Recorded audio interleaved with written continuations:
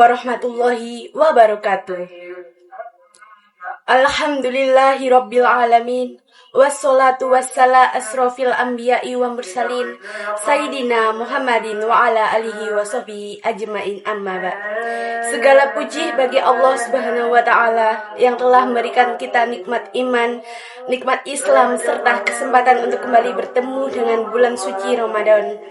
Sholawat serta salam semoga senantiasa tercurah kepada junjungan kita Nabi besar Muhammad SAW, keluarga, sahabat, serta kita semua sebagai umatnya hingga akhir zaman. Hadirin yang dirahmati oleh Allah Subhanahu wa Ta'ala, pada kesempatan kali ini saya akan membawakan kultum Ramadan yang bertemakan yaitu dengan menjadikan Ramadan sebagai madrasah kehidupan bagi semua umat manusia. Ramadan adalah bulan yang sangat istimewa. Allah Subhanahu wa Ta'ala berfirman dalam Al-Quran surat Al-Baqarah ayat 183 yang dimana bunyinya Bismillahirrahmanirrahim. Ya ayyuhalladzina amanu kutiba alaikumusyamu kama kutiba alal ladzina min qablikum la'allakum tattaqun. Yang artinya, wahai orang-orang yang beriman, diwajibkan atas kamu berpuasa guna mendidik jiwa, mengendalikan syahwat, dan menyadarkan bahwa semua manusia memiliki kelebihan dibandingkan hewan. Sebagaimana diwajibkan oleh orang-orang sebelum kamu dari umat para nabi terdahulu agar kamu bertakwa dengan melaksanakan perintah dan menjauhi larangan dari Allah. Di bulan Ramadan ini banyak sekali manfaatnya, yaitu yang pertama bisa melatih kesabaran dari dalam diri kita.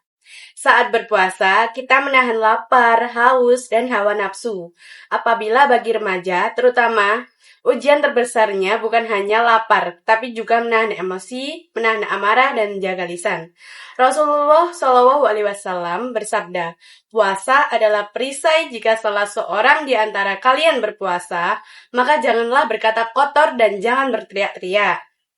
Yang artinya, puasa bukan hanya ibadah fisik, tetapi juga ibadah akhlak. Contohnya, di sekolah ketika ada teman yang mengejek, jangan dibalas dengan emosi. Ketika ada perbedaan pendapat, jangan langsung marah. Inilah latihan kesabaran dari bulan Ramadan ini. Yang kedua, Ramadan melatih untuk bersikap jujur. Siapakah yang bisa menjamin bahwa seseorang yang mengaku berpuasa itu benar-benar melakukan puasa? Siapa yang tahu kalau sesungguhnya dia hanya berpura-pura? Atau paginya berpuasa tetapi siang hari sudah membatalkan diri, namun tetap mengaku berpuasa. Disinilah Rasulullah SAW bersabda dalam sebuah hadis yang berbunyi, setiap amal manusia, anak Adam adalah milik dirinya sendiri kecuali puasa. Maka amal itu untuk aku, Allah, dan aku langsung yang akan berikannya pahala. Dari hadis riwayat Bukhari. Puasa adalah janji antara diri kita dengan Allah. Bayangkan ketika di siang hari yang sangat panas, sementara kita di rumah seorang diri, disitulah ada minuman segar dan banyak makanan yang serba mengundang selera. Kita yakin Allah melihat apa saja yang kita perbuat. Disinilah kejujuran itu diuji. Nilai kejujuran itulah yang semestinya untuk terus dipelihara dalam kehidupan sehari-hari. Alangkah indahnya bila sifat jujur dimiliki oleh setiap muslim dan seluruh umat Islam di negeri ini. Yang ketiga adalah Ramadan mengajarkan kepedulian sosial. Saat kita merasakan lapar, kita belajar memahami penderitaan orang lain. Maka perbanyaklah sedekah di bulan yang istimewa ini. Rasulullah SAW adalah orang yang paling dermawan, dan beliau lebih dermawan lagi saat di bulan Ramadan. Kita bisa meniru teladan beliau mulai dari hal-hal sederhana, yaitu dengan berbagi takjil, membantu orang tua, dan menolong teman yang kesulitan. Karena sekecil apapun kebaikan yang kita lakukan, Allah akan membalas itu semuanya. Yang keempat adalah keistimewaan malam Lailatul Qadar. Salah satu anugerah terbesar yang Allah berikan kepada umat Islam di bulan Ramadan adalah malam Lailatul Qadar. Malam yang penuh dengan keberkahan ini memiliki keutamaan yang luar biasa. Sebagaimana Allah firmankan dalam Al-Quran, sesungguhnya kami telah menurunkannya Al-Quran pada malam Lailatul Qadar. Tahukah kamu apakah Lailatul Qadar itu? Lailatul Qadar itu lebih baik dari 1000 bulan. Quran Surat Al-Qadar ayat 1-3. Dari ayat ini kita bisa memahami bahwa ibadah yang dilakukan di malam Lailatul Qadar lebih baik daripada ibadah selama 1000 bulan atau sekitar 83 tahun. Bayangkan betapa mulianya dan berharganya malam itu. Sebagian orang bahkan belum tentu memiliki umur panjang hingga 83 tahun. Jika punya usia sepanjang itu, belum tentu juga setiap detiknya dihabiskan dengan beribadah kepada Allah.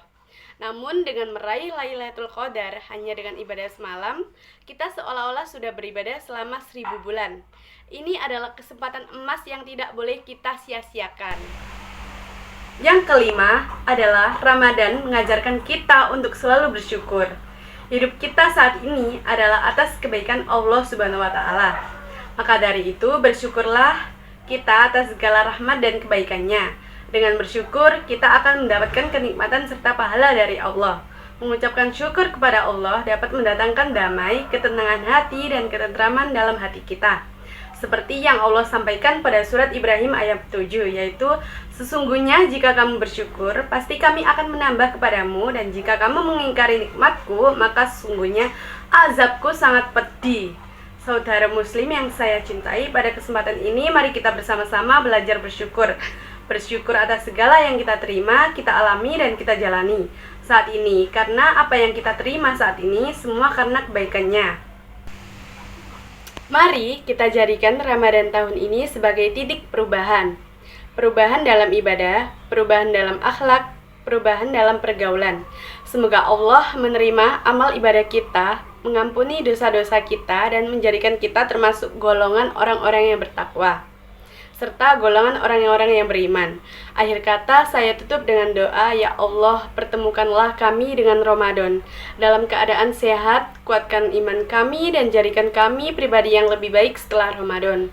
Demikian kultum Ramadan yang saya sampaikan ini bisa bermanfaat bagi kita semua.